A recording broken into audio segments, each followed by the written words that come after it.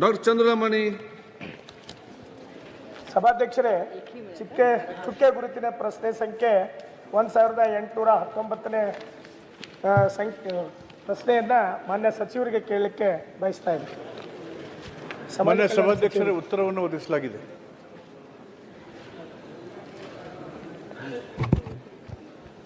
ಸಭಾಧ್ಯಕ್ಷರೇ ಉತ್ತರವನ್ನ ನೀಡಿದ್ದಾರೆ. 5 ವಸತಿ ಶಾಲೆಗಳು ಕಾರ್ಯನಿರ್ವಹಿಸ್ತಾ ಒಂದು ಉತ್ತರವನ್ನು ಕೊಟ್ಟಿದ್ದಾರೆ. ನಾನು ಕೇಳಿರುವಂಥದ್ದು ಆ ವಸತಿ ಶಾಲೆಗಳ ಮೂಲಭೂತ ಸೌಕರ್ಯವನ್ನು ಒದಗಿಸಲಿಕ್ಕೆ ಏನೇನು ಮೂಲಭೂತ ಸೌಕರ್ಯನ ಒದಗಿಸಿದ್ರಿ ಅಂತನೋ ಪ್ರಶ್ನೆಗಳನ್ನು ಸಹಿತ ಕೇಳಿದ್ದೆ ಸಭಾಧ್ಯಕ್ಷರೇ. ಆದರೆ ಆ ಒಂದು 13 ಸಾಮಗ್ರಿಗಳ ಬಗ್ಗೆ ಏನು ಅವರು ಉತ್ತರವನ್ನು ನೀಡಿದ್ದಾರೆ, ಇವತ್ತು ಜೂನ್ ತಿಂಗಳಿಂದ ಶಾಲೆಗಳು ಪ್ರಾರಂಭ ಆಗಿ ಇನ್ನೂವರೆಗೂ ಸಹಿತ ಅದರಲ್ಲಿ ಕೆಲವೊಂದು ಸಾಮಗ್ರಿಗಳನ್ನು ಕೊಡಲಿಕ್ಕೆ ನಾವು ಸರಬರಾಜು ಆದೇಶ ನೀಡಲು ಕ್ರಮ ವಹಿಸ್ತಾ ಇದ್ದರು ಅನ್ನೋ ಒಂದು ಉತ್ತರವನ್ನು ನೀಡ್ತಾ ಇದ್ದಾರೆ. ಹಾಗಿದ್ರೆ ಜೂನ್ ಆಗಿ ಈಗ ನಾವು ಡಿಸೆಂಬರಿಗೆ ಕಾಲಿಟ್ಟಿದ್ದೀವಿ ಅಂದ್ರೆ ಇನ್ನೂ ಯಾವ ಹಂತದಲ್ಲಿ ಯಾವಾಗ ಕೊಡ್ತಾರನ್ನೋ ಒಂದು ಸ್ಪಷ್ಟವಾದ ಉತ್ತರವನ್ನ ಕೊಡ್ಲಿ. ಅಲ್ಲಿರೋ ಮೂಲಭೂತ ಸೌಕರ್ಯಗಳನ್ನು ಒದಗಿಸಲಿಕ್ಕೆ ಇಷ್ಟು ತಡವಾದ್ರೆ ಅಲ್ಲಿರೋ ವಿದ್ಯಾರ್ಥಿಗಳಿಗೆ ಎಷ್ಟು ತೊಂದರೆ ಆಗುತ್ತೆ ಅನ್ನೋದ್ರ ಬಗ್ಗೆ ಮಾನ್ಯ ಸಚಿವರು ಅದರ ಬಗ್ಗೆ ಸ್ಪಷ್ಟವಾದ ಉತ್ತರವನ್ನು ನೀಡಲಿ ಅನ್ನೋದನ್ನ ನಾನು ಕೇಳ್ತಾ ಇದ್ದೀನಿ ಸಭಾಧ್ಯಕ್ಷರೇ.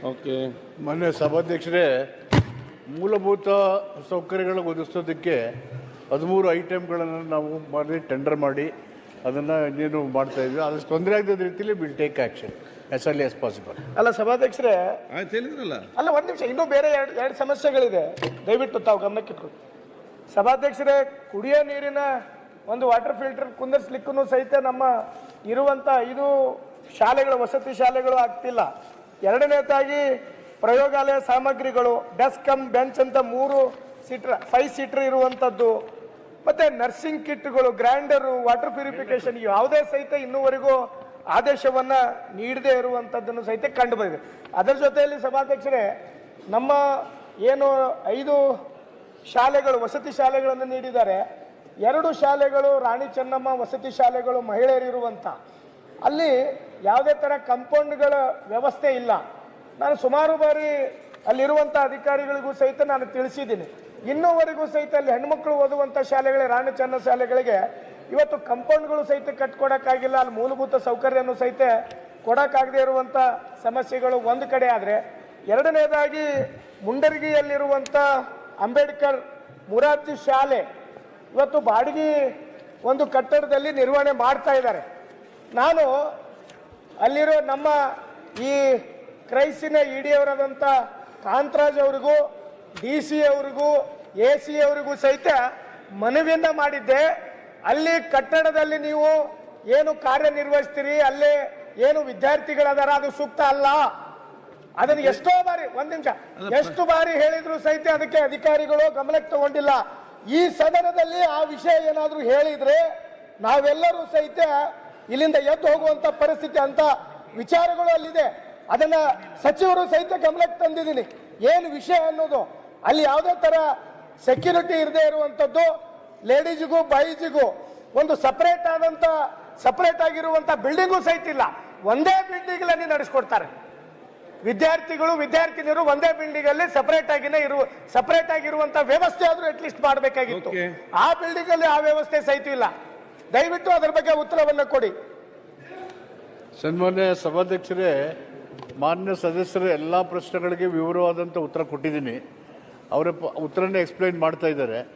ಕೆಲವು ಸಾಮಗ್ರಿಗಳು ಈಗ ಟೆಂಡರ್ ಆಗಿ ಸರಬರಾಜು ಆಗ್ತದೆ, ಕೆಲವಕ್ಕೆ ಟೆಂಡರ್ನ ಕಂಪ್ಲೀಟ್ ಮಾಡಿದ್ದೀವಿ, ಅದನ್ನು ಬೇಗ ಕೊಡ್ತೀವಿ.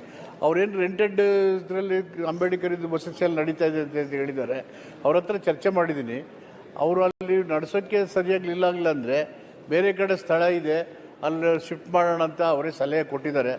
ನಾನೊಬ್ಬ ಸೀನಿಯರ್ ಆಫೀಸರ್ನ ಅಲ್ಲಿ ಕಳಿಸಿ ಇನ್ಸ್ಪೆಕ್ಟ್ ಮಾಡಿ ನಿಜವಾಗ್ಲೂ ಆ ಥರದ ತೊಂದರೆ ಅನಾನುಕೂಲ ಇದ್ದರೆ ಅದನ್ನು ಪರ್ಯಾಯವಾಗಿ ತೊಂದರೆ ಆಗದ ರೀತಿಯಲ್ಲಿ ಯಾವ ರೀತಿ ಮಾಡಬೇಕು ಅಂತೇಳಿ ಅವ್ರ ಜೊತೆಲಿ ಚರ್ಚೆ ಮಾಡಿ ಮಾಡಲಿಕ್ಕೆ ನಾನು ಕ್ರಮ ತಗೊಳ್ತೀನಿ. ಮನೆ ಅಧ್ಯಕ್ಷರೇ, ನಮ್ಮಲ್ಲಿ ಸೇಮ್ ಮುರಾರ್ಜಿ ಶಾಲೆಗಳು ತಾವೇನು ಕೊಟ್ಟಿದ್ದೀರಿ, ವಸತಿ ಶಾಲೆಗಳು ಆಲ್ರೆಡಿ 2-3 ನಮ್ಮಲ್ಲಿ ಇದಾವೆ. ಅಲ್ಲಿ ಆದ್ರೂ ನೀವು ಸ್ಥಳಾಂತರ ಮಾಡ್ರಿ ಅನ್ನೋದು ಒಂದು.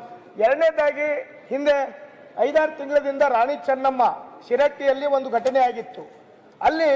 ಅಲ್ಲಿರುವಂತ ವಿದ್ಯಾರ್ಥಿಗಳಿಗೆ ಚಪಾತಿ ರೊಟ್ಟಿಗಳು ನೀಡಿಲ್ಲ ಅಂತೇಳಿ ಅಲ್ಲಿರೋ 5 ಸಿಬ್ಬಂದಿಗಳನ್ನ ನಾನು ಅವತ್ತಿನ ದಿನ ಇದೊಂದ್ಸಲ ತಪ್ಪಾಗಿದೆ, ಆ ಸಿಬ್ಬಂದಿಗಳನ್ನ ತೆಗಿಬೇಡಿ, ಇನ್ನೊಂದ್ಸಲ ವಾರ್ನಿಂಗ್ ಕೊಡಿ ಅಂತ ಅವತ್ತು ಸಹಿತ ಕೇಳಿದ್ದೆ.